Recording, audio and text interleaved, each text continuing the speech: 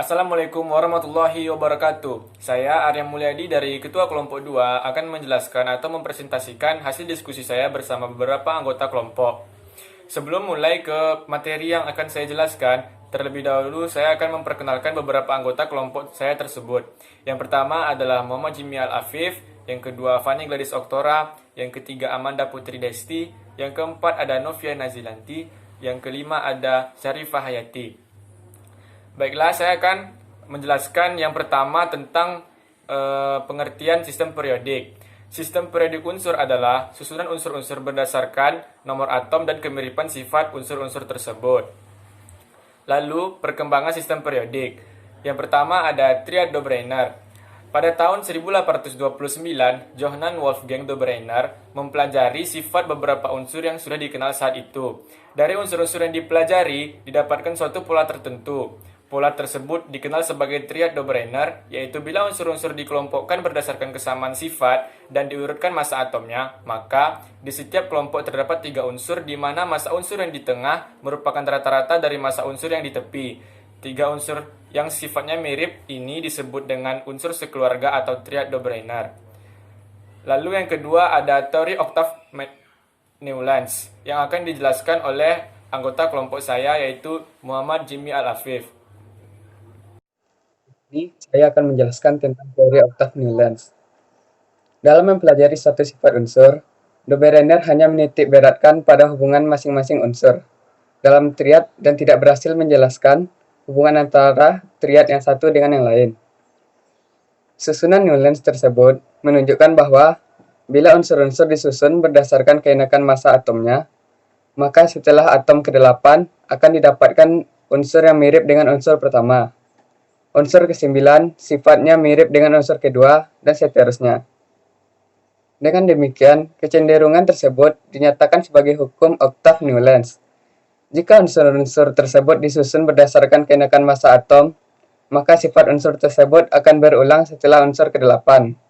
Baiklah, untuk sistem periodik Mendeleev akan dijelaskan oleh Fanny Gladys Oktora. Baiklah, saya akan menjelaskan apa itu sistem periodik Mendeleev. Sistem periodik Mendeleev dan Mayer dapat juga dikatakan hukum susunan berkala. Nah, bagaimana bunyi hukum Mendeleev? Pada intinya, pertama, unsur disusun dalam bentuk tabel. Kedua, unsur dengan sifat yang sama diletakkan dalam satu kolom dari atas ke bawah. Nah, yang Mayer ini penggolongannya berdasarkan sifat fisika, dan untuk yang Mendeleev penggolongannya berdasarkan sifat kimia dan juga sifat fisika. Jadi lebih lengkap ya. Nah, selanjutnya, sifat unsur merupakan fungsi periodik massa atomnya. Dan terdapat 8 golongan lajur vertikal dan 7 periode lajur horizontal. Tabel yang ditemukan dalam sistem periodik Mendeleev ini dinamakan tabel periodik bentuk pendek. Nah, bagaimana dengan sistem periodik Mendeleev ini? Apakah sudah sempurna?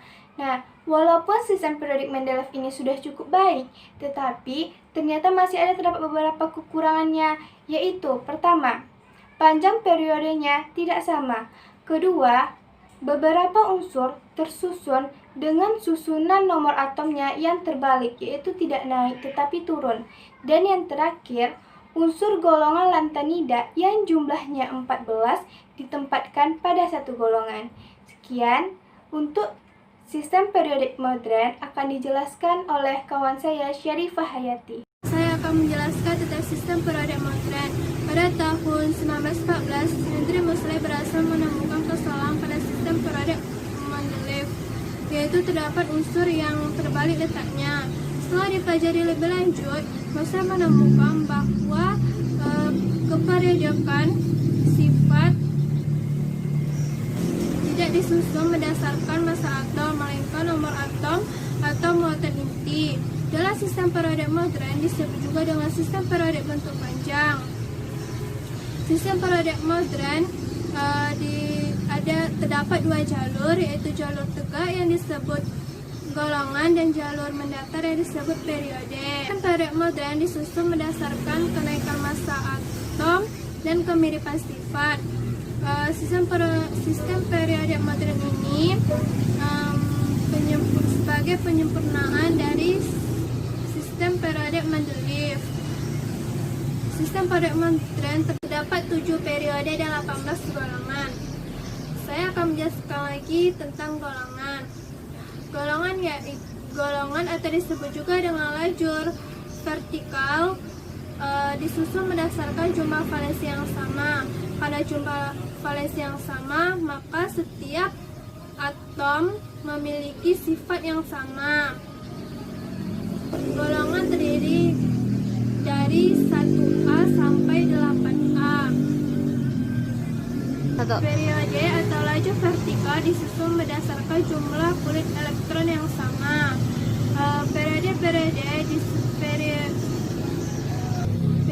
dalam sistem periode unsur yaitu periode 1 terdapat 2 unsur, periode 2 terdapat 8 unsur, periode 3 terdapat 8 unsur, periode 4 terdapat 8 unsur.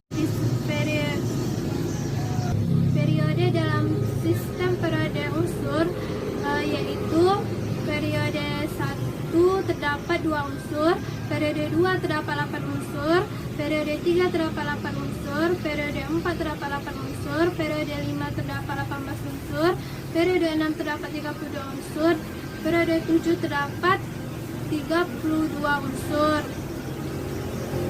Unsur golongan dibagi lagi menjadi dua, yaitu golongan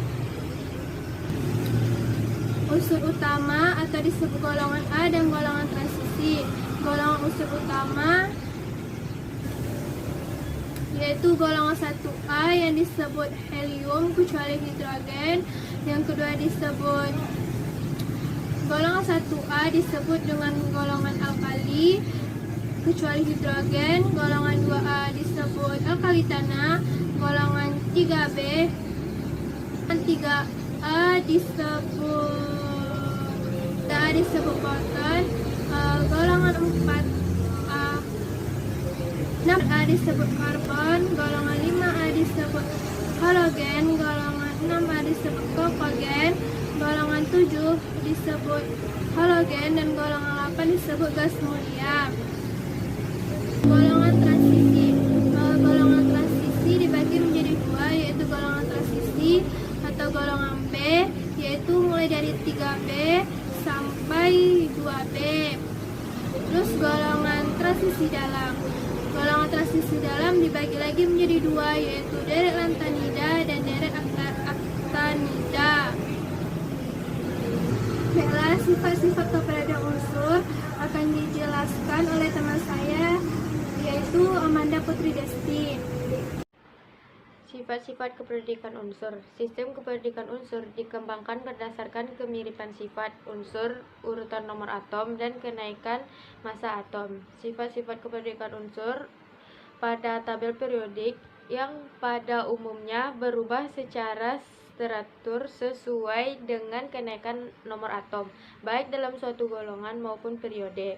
Dalam suatu periode, seiring bertambahnya atom, maka jumlah kulitnya bertambah, mulai dari hidrogen yang mempunyai 1 kulit sampai valensium yang mempunyai 7 kulit.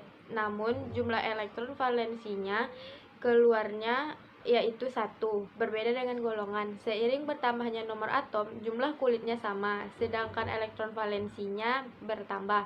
Jumlah elektron valensi suatu atom akan mempengaruhi muatan inti efektif ZeF. Muatan inti efektif ZeF adalah muatan total dari inti atom. Dalam suatu golongan, bertambahnya kulit mengakibatkan posisi elektron akan semakin jauh dari intinya, sehingga gaya tarik semakin kecil. Berbeda dengan bertambahnya elektron valensi, dalam suatu periode mengakibatkan gaya tarik inti elektron semakin besar dan posisi elektron akan semakin dekat dengan inti. Dalam periodik unsur terdapat unsur lain, yaitu sifat redukator. Sifat redukator yaitu sifat yang meredukasi sifat lain. Sifat redukator akan semakin kuat jika unsur tersebut mudah melepas elektron. Yang kedua yaitu oksidator. Oksidator yaitu kemampuan untuk mengoksidasi unsur lain. Sifat oksidator akan semakin kuat jika tersebut mudah menangkap elektron. Dalam suatu golongan, sifat oksidator semakin kecil lebih mudah melepas elektron, sedangkan dari kanan ke kiri, sifat oksidator semakin besar artinya lebih mudah menangkap elektron. Dalam suatu golongan, oksidator semakin kecil lebih mudah melepas elektron, yaitu selanjutnya lalu titik didih dan titik leleh. Titik leleh yaitu suatu suhu di mana tekanan uap zat padat sama dengan tekanan uap zat cair. Titik leleh yaitu di mana tekanan uap zat cairnya sama dengan zat sekitarnya. Sifat logam dan non-logam. Dari kiri ke kanan, sifat kelogaman periode akan berkurang atau semakin bersifat kelogaman.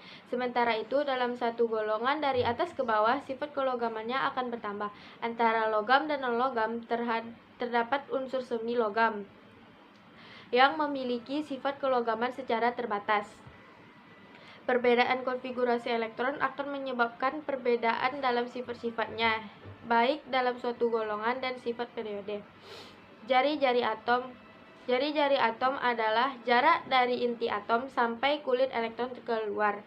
Dalam suatu golongan dari atas ke bawah, jari-jari atom semakin besar. Dalam suatu periode dari kiri ke kanan, jari-jari atom akan semakin kecil, mengakibatkan gaya tarik-menarik antara inti dengan kulit elektron semakin besar sehingga jari-jari atom semakin kecil. Selanjutnya, energi ionisasi yang akan dibaca oleh Novi. Baiklah, saya di sini akan melanjutkan pembahasan dari teman saya yang sebelumnya, yaitu Amanda Putri Desti, yaitu tentang energi ionisasi. Energi ionisasi adalah energi yang dibutuhkan suatu atom dalam wujud gas untuk melepaskan elektron. Contohnya itu pada unsur Na yang bernomor atom 11, yang jika kita konfigurasikan akan menjadi 2, 8, dan 1. Unsur ini belum termasuk unsur stabil karena elektron valensi atau kulit terluarnya itu berjumlah 1, sedangkan satu unsur disebut stabil apabila elektron valensi atau kulit terluarnya itu berjumlah 8. Maka agar unsur Na ini menjadi stabil, ia akan membutuhkan energi yang kita sebut dengan energi ionisasi, yang akan menjadi Na ditambah energi ionisasi terus menjadi Na plus ditambah 1 elektron. Nah, dalam suatu golongan energi ionisasi ini dari atas ke bawah akan menjadi lebih kecil, sedangkan dalam periode dari kiri ke kanan akan menjadi lebih besar. Selanjutnya itu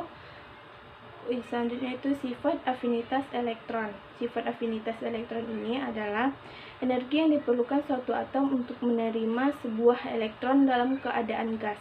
Contohnya pada unsur Cl yang bernomor atom 17. Yang jika kita konfigurasikan juga akan menjadi 2, 8, dan 7. Unsur Cl ini belum termasuk stabil juga karena kulit terluarnya itu berjumlah 7.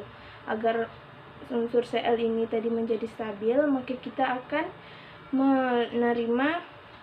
menerima elektron, yaitu dengan Cl karena dia menerima maka akan menjadi 2, yaitu Cl 2 ditambah dengan 2 elektron menjadi 2 Cl min. Dan afinitas elektron ini dalam suatu golongan dari atas ke bawah, afinitas ini akan menjadi lebih kecil, begitu pula sedangkan pada periode ia dari kiri ke kanan akan menjadi lebih besar. Selanjutnya yang terakhir yaitu sifat keelektronegatifan, yaitu kemampuan atom untuk menarik elektron dalam suatu ikatan kimia. Sifat keelektronegatifan ini dalam suatu golongan dari atas ke bawah ia akan menjadi lebih kecil, Sedangkan pada periode dari kiri ke kanan, ia akan menjadi lebih besar. Keelektronegatifan dalam suatu golongan yang terdapat keelektronegatifan paling besar yaitu pada golongan 7A atau bisa kita sebut dengan halogen yang terdapat di semua unsur halogen ini yaitu F, Cl, Br, I, dan A. Sedangkan pada golongan 8A itu tidak memiliki nilai keelektronegatifan karena golongan 8A ini sudah stabil. Mengapa dikatakan stabil? Karena elektron valensi atau kulit terluarnya itu berjumlah 8 dan 2 ini pada unsur He. Sekian dari pembahasan saya. Assalamualaikum warahmatullahi wabarakatuh.